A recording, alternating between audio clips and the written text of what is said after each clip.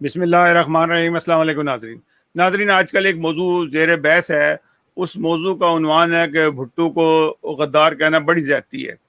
علی امین گنڈا پور نے پچھلے دنوں ایک بات کہی جس کے اندر ذوالفقار بھٹو کو انہوں نے غدار کہا۔ کس سینس میں کہا یہ ان کا ذاتی معاملہ ہے، لیکن میری اپنی نظر میں بھٹو کیا تھا، بھٹو نے ملک کی کیا خدمت کی، اس نے کون سا ایسا کام کیا جس سے اس کو غدار نہ کہا جائے اور اس کو کہا جائے، اس کو ہیروز بنایا جائے۔ یہ بڑی زیادتی ہوگی۔ بھٹو کا اگر ہم بھٹو کا جو کارنامے ہیں وہ اگر دیکھا جائے تو 70 کے بعد سے 65 کی وار کے بعد سے سامنے آنے شروع ہوئے، جب ایوب خان سے اس نے اختلاف کیا جنگ بندی کے بارے میں۔ وہ ایک موقع تھا، وہ صحیح جگہ پہ تھے یا غلط تھے، یہ ایک الگ ہسٹوری ہے۔ جہاں پہ وہ ٹھیک تھے وہ ٹھیک تھے۔ الیکشن ہوئے 70 کے، جہاں پہ بھٹو صاحب جو سے ہیں الیکشن ہار گئے تھے، مجیب الرحمان الیکشن جیت گئے تھے۔ بھٹو کے پاس صرف ایک ہی چانس تھا کہ اگر ملک کے 2 ٹکڑے ہو جائیں کسی طریقے سے تو وہ مغربی پاکستان کے وزیر اعظم بن سکتے ہیں اور مشرقی پاکستان ہمارے ہاتھ سے جاتا جائے، کیونکہ ہم مغرب پاکستان کے زیادہ تر جو حکمران تھے، جو بیوروکریسی تھی، وہی سمجھتی تھی کہ شاید مشرقی پاکستان جو ان سے ہمارے پہ بوجھ ہے اور ہم ان کو کھانا کھلا رہے ہیں، وہ تو غریب ہیں بالکل، اور یا ان کے پاس کچھ بھی کھانے کو نہیں ہے۔ حالانکہ ایسی بات نہیں تھی، مشرقی پاکستان سے بھی اتنا ہی فائدہ تھا اور مغربی پاکستان کو اتنا ہی فائدہ تھا، بلکہ مشرقی پاکستان میں بہت سی ایسی چیزیں تھیں جس سے پورے پاکستان کو فائدہ پہنچا تھا۔ بہرحال یہ بالکل ریکارڈ کی بات ہے کہ بھٹو نے یہاں کے سیاستدانوں کا کہ جو بھی ڈھاکا جائے گا میں اس کی ٹانگیں توڑ دوں گا اگر کوئی گیا تو، تاکہ وہ بات چیت ہی نہ ہو، اور بات چیت بھی نہیں ہوئی۔ اور پھر اس نے فوج سے مل کے کہ مجیب الرحمان کو غدار بنا کے اغوا کر لیا۔ مجیب الرحمان جو ان سے ہیں، یہ آپ مجیب الرحمان شامی صاحب بھی جانتے ہیں اور بہت سے اور لوگ بھی جانتے ہیں کہ مجیب الرحمان ملک کو توڑنا نہیں چاہتے تھے، وہ پورے ملک کے وزیر اعظم بننا چاہتے تھے کیونکہ ان کے پاس ایک اکثریت تھی، لیکن ان کو نہیں بننے دیا گیا، ان کو گرفتار کر لیا گیا۔ اس کے اندر بھٹو کا ہاتھ تھا، اور بھٹو نے کہا کہ وہاں تم اور یہاں ہم کا نعرہ لگا دیا، جو مجیب الرحمان نے بھی دہرایا۔ ایک ریکارڈ کی بات ہے۔ اب ایسے شخص کو آپ غدار نہیں کہیں گے تو کیا کہیں گے؟ ملک ٹوٹ گیا، 90,000 قیدی ہو گئے، وہ تو چھوٹنے ہی تھے ایک دن۔ کب تک انڈیا ان کو کھانا کھلاتا اور بٹھائے رکھتا؟ وہ کوئی کارنامہ نہیں تھا بڑا کہ قیدی چھڑوا لیے۔ قیدی نے چھوٹنا ہی ہوتا ہے، جنگی قیدی چھوٹ جاتے ہیں، بڑی سی بڑی جنگوں میں بھی قیدی چھوٹ جاتے ہیں۔ بھٹو کہتے ہیں جی بھٹو نے پاکستان کو آئین دیا، بالکل آئین دیا۔ 56 کے بعد جو دوسرا آئین یہ بنا، ذوالفقار بھٹو نے بنایا، ایک آئین بن گیا۔ پھر اس کے بعد اس آئین کو مینگنوں سے بھر دیا۔ بھٹو نے وہ تاریخی غلطیاں کی جس کا خمیادہ قیامت تک پاکستانی قوم جو سی بھگتتی رہے گی۔ آج ملک کے اندر جو انتشار ہے، مذہبی دہشت گردی ہے، فرقہ پرستی ہے، اس کی بنیاد ذوالفقار بھٹو نے ڈالا، کیونکہ بھٹو کا مذہب سے کوئی تعلق نہیں تھا بالکل بھی۔ یہ میں کسی اور پروگرام میں آپ کو حقیقت بتا سکتا ہوں، بھٹو کس کا بیٹا تھا، اس کی ماں کون تھی، اور اس کے باپ کی کب شادی ہوئی، یہ تمام چیزیں جو سی ہیں میں آپ کو ایک ہی کر کے بتا سکتا ہوں۔ میں تمام چیزیں بتا سکتا ہوں۔ اس کا کوئی مذہب سے تعلق نہیں تھا، شراب کے رسیا تھے، ہر قسم کے گندے کاموں کے اندر یہ انوالو تھے، اور انہوں نے وہ کام کیا جس سے ملک کی بنیادیں ہل گئیں، ملک میں انتشار پیدا ہو گیا۔ ان کو پتا تھا کہ فوج کے اندر، اداروں کے اندر ایک قابل لوگ، احمدی لوگ ہیں جو کلیدی عہدوں پہ موجود ہیں، اور ان کو میں ہٹا دوں گا۔ ان سے یہ جیلس تھے، اور جس کی وجہ سے ملک چلتا آ رہا تھا، ملک ایک سنہرے دور سے گزرا تھا، ان کو زبردستی ہٹایا گیا۔ ان کی جگہ پہ ذوالفقار بھٹو نے اداروں کے اندر نااہل لوگ، ان جیلوں کو بھرتی کیا جو گلی کے اندر محلوں میں تھے، جو ہر قسم کے کاموں تھے۔ ان کے پاس نہ ڈگریاں تھیں نہ کچھ تھیں، کوئی 8ویں فیل تھا، کوئی مڈل فیل تھا، کوئی میٹرک فیل تھا یا میٹرک پاس تھا۔ ان کو بڑی بڑی ڈگریاں بنوا کے ایفیڈیوٹ کے اوپر ہی ان کو جو سے ان کو بڑے بڑے عہدوں پہ مل گئے، اور وہ پھر ڈائریکٹر جنرل تک گئے، اور پھر اس کے بعد وہ ریٹائر ہو گئے۔ اس کے بعد وہ نااہلوں کی جو سی تھی وہ پوری کھیپ جو سی ہے وہ لاتے رہے۔ وہ نااہلوں کی کھیپ جو سی ہے آج تک وہ موجود ہے۔ ان کے لائے ہوئے بندے، ان کے بھرتی کیے ہوئے بندے، وہ ایک کے بعد ایک وہی لوگ آتے رہے ہیں۔ تمام اداروں میں، آپ الیکشن کمیشن لے لیں، عدلیہ دیکھ لیں، کسی جگہ پہ بھی آپ دیکھ لیں، جیالوں کو بھرتی کیا گیا، اور جیالوں نے وہ کام کیا کہ آج جو ملک اتنا زیادہ تباہی مچی ہوئی ہے، دنیا کے اندر کہیں اتنی تباہی نہیں ہوتی جتنی تباہی پاکستان میں ہے، مچی ہوئی ہے۔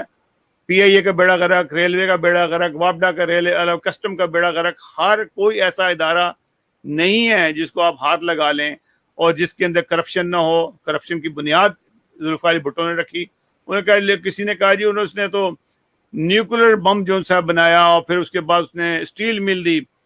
اسٹیل مل کا آج جو بیڑا غرق ہوا ہوا ہے، یہ اس کی بنیاد بھی وہ وہیں پہ سندھ میں ہی تھی۔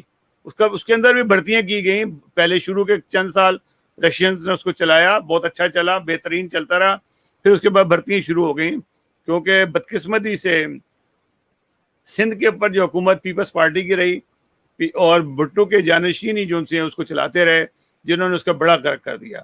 اور جو بیڑا غرق ہوا، آپ مجھے یہ بتائیں کہ اس کو جو بھرتیاں کی، جو ظلم کیا، اور جو ادارے تباہ کیا، ایسے شخص کو آپ کیا غدار کہیں گے کہ نہیں کہیں گے؟ آپ یہ سوچ لیں۔ پھر اس کے بعد آپ دیکھیں کہ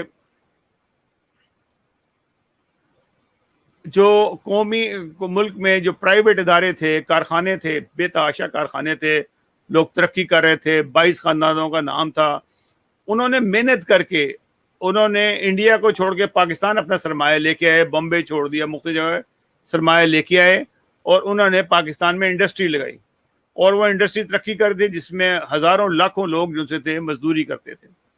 انہوں نے ان مزدوروں کو وہاں پہ کو خراب کیا، اور مزدوروں نے مالکوں کو اٹھا کے سڑک سے، گھر سے دروازے باہر پھینکا، اور اس پہ قبضہ کر لیا۔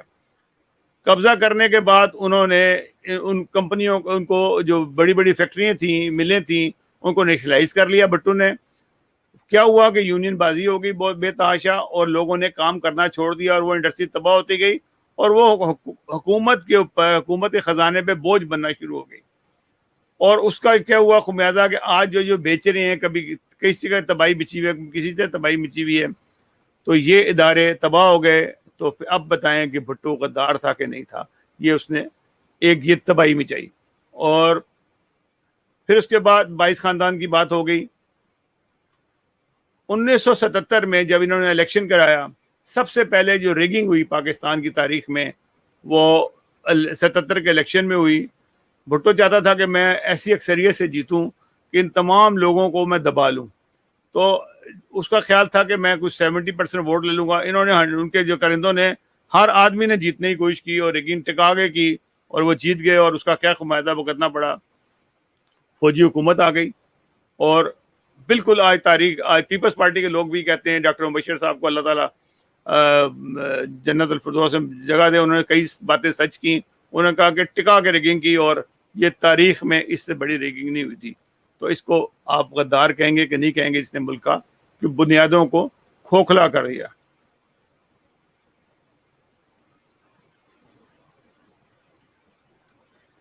اچھا، پھر اس کے بعد بھٹو نے ایک یہ تو اس کی تباہی مچ گئی۔ اس کے بعد بھٹو نے کرنسی کی ویلیو ایک دم سے ڈاؤن کر دی اپنی، اس کا نقصان ہوا۔ جو لوگوں نے جو سرمایہ کاری کر رہے تھے، ان کا نقصان ہوا۔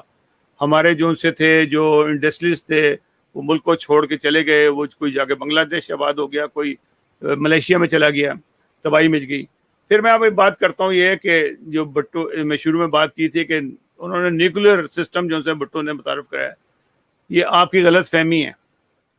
یہ ایوب خان کے دور سے نیوکلیر اٹامک انرجی کا سسٹم شروع ہوا تھا۔ ایٹم برائے امن کا ایوارڈ کس کو ملا تھا دنیا میں؟ وہ ڈاکٹر عبدالسلام کو ملا تھا، جس کی آپ لوگوں نے قدر نہیں کی۔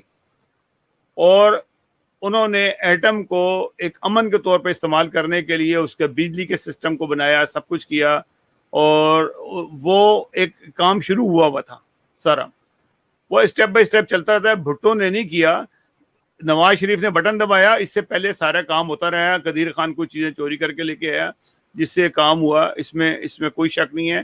12 کام کرنے والے اور بہت سارے لوگ تھے، اور بنیاد جو سی تھی وہ ڈاکٹر عبدالسلام نے رکھی تھی۔ بھٹو ایوب خان کے وہ سائنس کے مشیر بھی رہے ہیں، اور ان کو ایٹم برائے امن کا ایوارڈ بھی ملا۔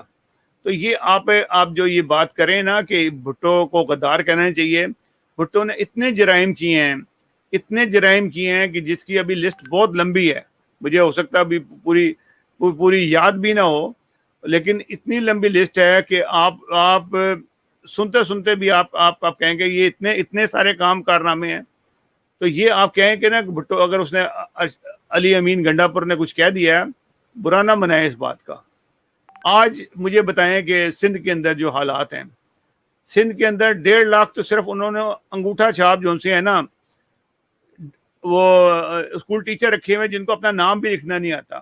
ان کا صرف کام یہ ہے، الیکشن ہوتے ہیں تو وہ آفیسر بن جاتے ہیں، پریزیڈنگ آفیسر بن جاتے ہیں، اور وہ وہاں پہ ووٹ اپنے جعلی ڈلواتے ہیں لوگوں سے، اور سندھ کے اندر پیپلز پارٹی بلے بلے ہوگی اور ہمیشہ ہی وہ جیتی رہے گی، کیونکہ ان کی وہاں پہ بنیادیں مضبوط ہوگی. انہوں نے لوگ بھرتی کیے ہوئے ہیں، وہ بھی سرکاری، اور ان کو وہ تنخواہیں دیتے ہیں. 1.5 لاکھ بندے ہیں جو وہاں پہ ٹکا کے ووٹ پڑتا ہے. یہ اندرون سندھ کی کہانی ہے. کراچی میں اس لیے پیپلز پارٹی جیتی کہ وہاں پہ کرنا بہت مشکل ہوتا ہے. وہاں بھی کبھی جیت جاتے ہیں لیکن بہت مشکل سے ہوتا ہے. لیاری جیت گئے، کبھی کہیں جیت گئے. تو یہ حالات جو سے ہیں بھٹو صاحب کے ہیں.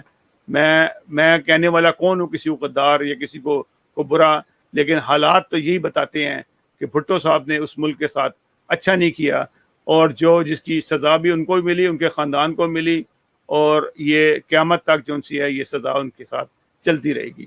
ناظرین، اگلے پروگرام تک کے لیے اجازت دیجیے گا. اللہ حافظ. ناصر، ہمارے پروگرام کے اوپر کافی سختی کی بھی گئی ہے، ہمارے خلاف شکایتیں لگائی گئی ہیں ہر جگہوں پہ، اداروں میں، پیپرا میں، یوٹیوب پہ، ہر جگہ پہ. تو ہمارے چینل کو زیادہ سے سبسکرائب کریں اور ہمارے پروگراموں کو شیئر کریں. اللہ حافظ. ناصر.